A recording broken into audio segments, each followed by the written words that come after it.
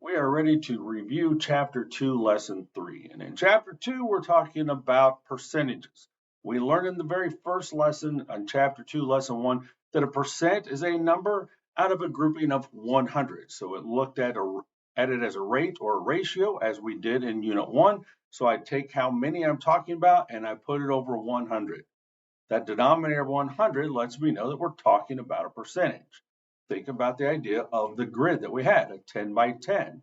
That 10 by 10 had 100 little blocks in it. If I compare that to the idea of money, which most of you understand money and how that works, and I think of $1. $1 has 100 pennies inside of it. Each of those pennies is worth 1%, also known as a cent.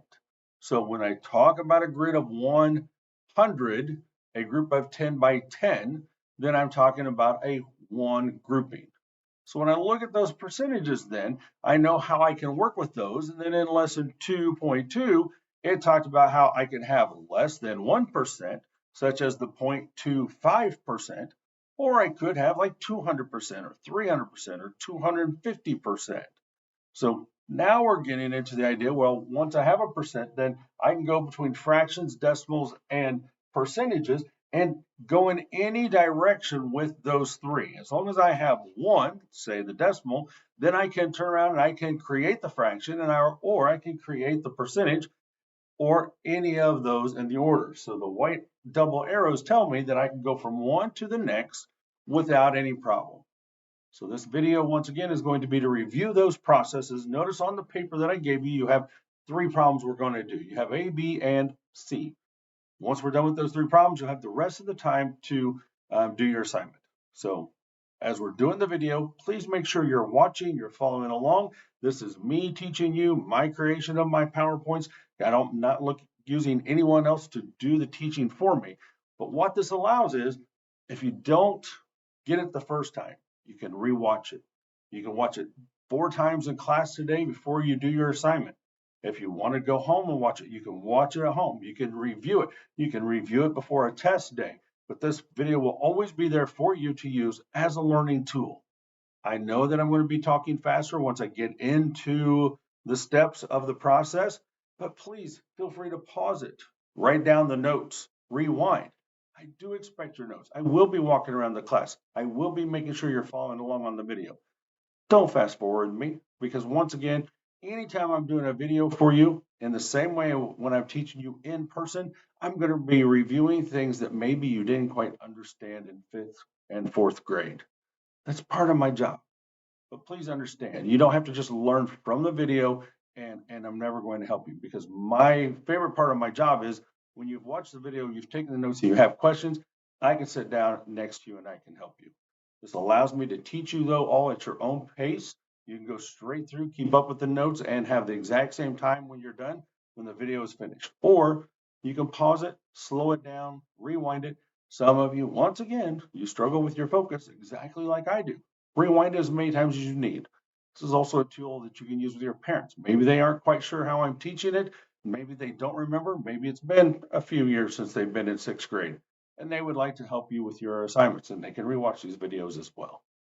So let's get into the work then. So on question A, then I've given you a percentage.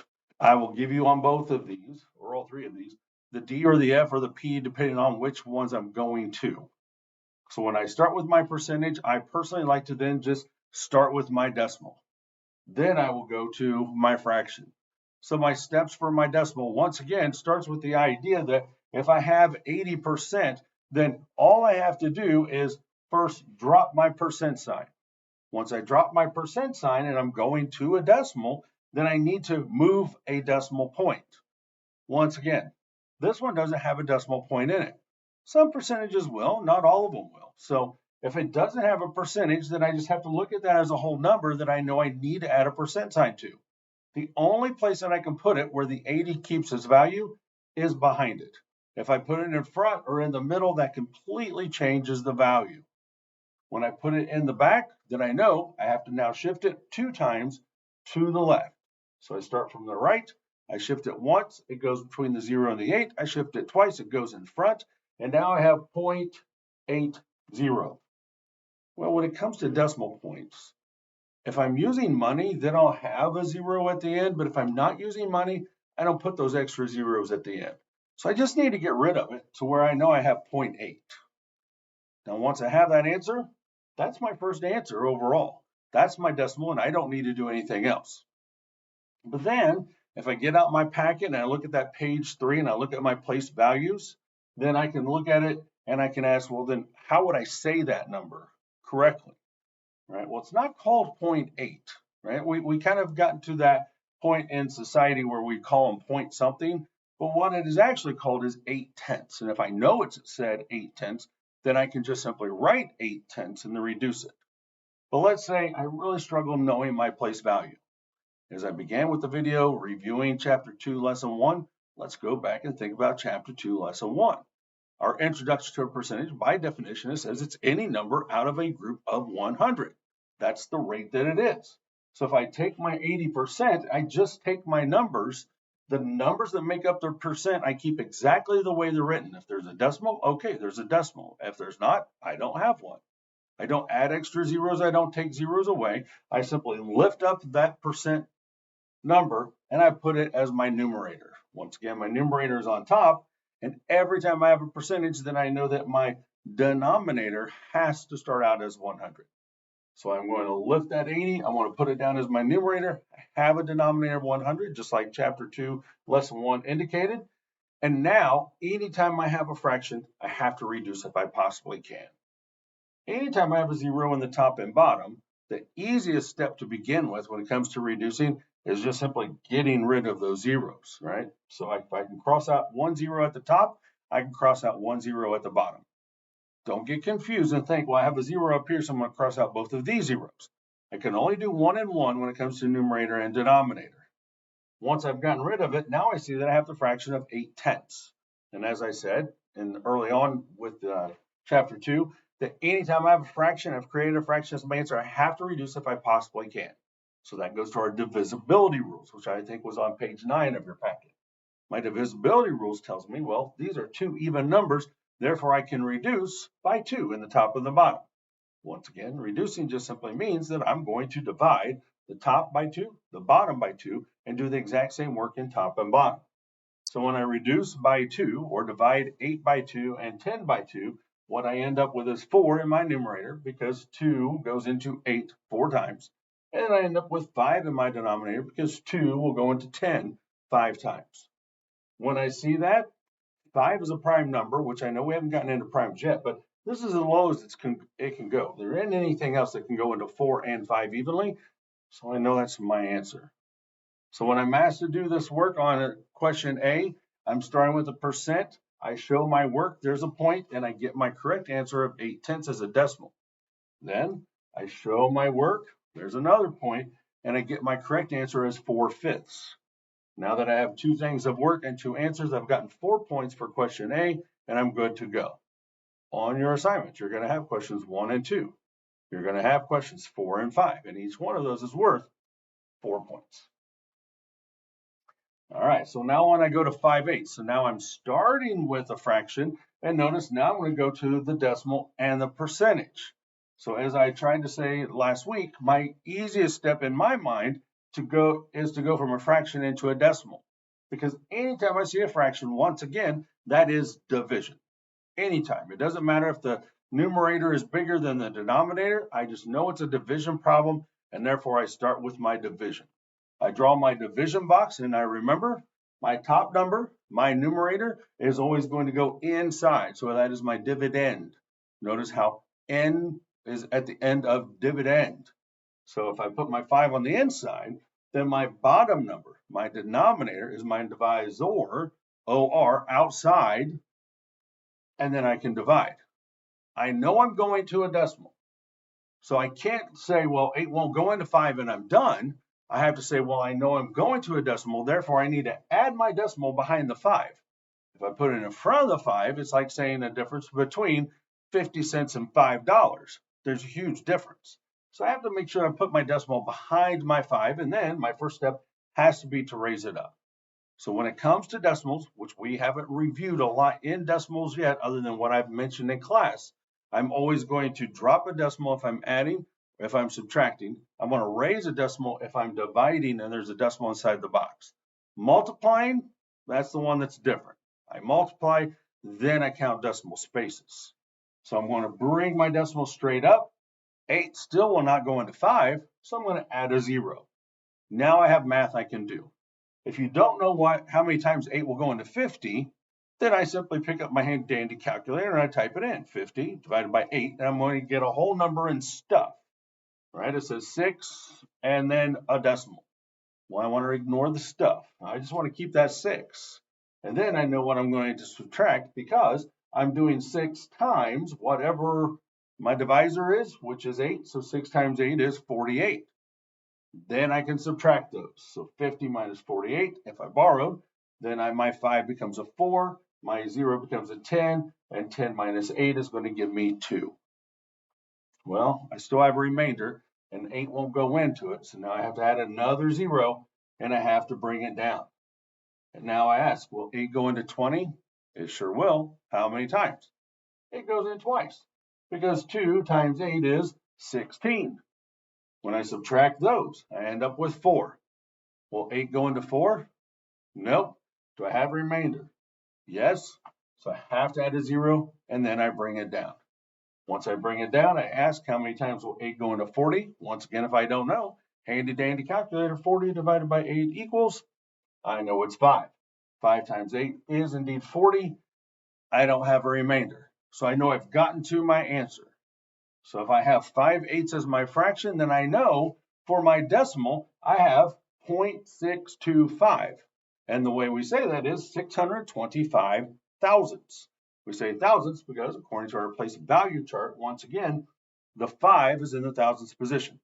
So I say the numbers first, 625, and then whatever place value that last digit is in, that's the name of it, 625 thousandths. That's my answer for that one. Well, if I go from a decimal into a percentage, that's one of those easy step processes. So as we reviewed how we went from a percentage into a decimal by moving my decimal 2 times to the left, well, now I have the decimal. So now I'm just going to go in the opposite direction. So when I have 625 thousandths, 0.625, then I'm simply going to take my decimal and I'm going to move it now to the right 2 times. Once again, always 2 times. I don't move any more than 2 times. I don't move any less than 2 times. I move it 2 times, and then I put it exactly where it ends. When I move it 2 times, notice it goes in between 2 numbers. So I know this is going to be a decimal percentage, which is fine. There's nothing wrong with that. So if I put it exactly where it ends, it goes between the 2 and the 5, which tells me now that I have 62.5%. That's the same as saying 62.5%. And once again, more than one way to do a math. And if you want to put 62.5 because you like fractions better, that's fine because it's still the same answer. However, now instead of 4 points, this is still worth 4 points, but plus 1 because now I have a label that I must include. So B, when you have an assignment question, a couple of them, and you have to create a percentage, that set is going to be worth 5 points because I also have to have the percentage added. All right, our last one as we're finishing up this lesson. I go to C, and now I'm going to start with my decimal, right? So I have 65 hundredths in problem C. I'm going to start with my percent, because once again, that's the easy way to go. If I know that I have 0.65 or 65 hundredths, then I just have to move, once again, 2 times to the right. Starting with a decimal, going to a percent, I move it to the right. If I'm going from a decimal into a percentage, I go to the left. So if I move it 2 times to the right, it ends up with my decimal right behind the 5, which just gives me the number of 65. So if I end up with 65%, then I have to make sure I have that label. So 1 point for the work, 1 point for the correct numbers, and 1 point for the correct label. So once again, this one's going to be worth 5 points. Now to go into a fraction, if I have my percent, going all the way back to chapter 2, lesson 1, I just simply take my percent digits and I put it over 100. For me, I believe that's the easiest way to start out. So let's do that one. 65%. I know that I have to have a denominator of 100 because every percentage is out of 100. It doesn't matter if the value is more than 100 or less than 100. I know my denominator starts as 100. And then I just simply take my percentage and I put it on top and I ask myself, can I reduce? Well, when I reduce and I look at those divisibility rules on page 9, the 2 won't go into them because they're not both even. But the other one that we really looked at in our first set of notes was, well, if they end with 5 and 0, then I know I can reduce by 5. So that's what I'm going to do. I know I have to make it smaller. Reducing by 5, once again, I'm going to divide the top by 5. I'm going to divide the bottom by 5. And then I ask myself, well, how many times will 5 go into 65? Well, if I don't know that, once again, I've got my calculator, pick up my handy-dandy calculator, and I type in 65 divided by 5 equals, and I find out that that's 13. Then, how many times will 5 go into 100? Well, it goes into it 20 times. Will 13 and 20 reduce anything? No. And then later on, I'm going to find out that 13 is actually a prime number, so it wasn't going to reduce anyway. So then my answer is just 13/20. So this set, once again, is worth 1, 2 points. Well, this one was worth 1, 2, 3 points. So now, once again, I have a set that's worth 5 points total. All right, so your assignment is listed here.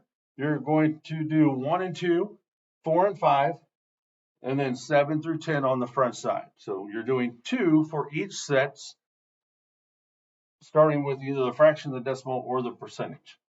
And then on the back side, you're going to do 14 through 17. I've taken off the bottom 2. Therefore, you're left with a couple that I can help you with. If you are stuck, you're confused, just simply ask. I'm not going to get upset at you if you ask questions. As long as you followed along with taking notes, then I know where you're struggling, and I am more than happy to answer your questions. Just come and let me know.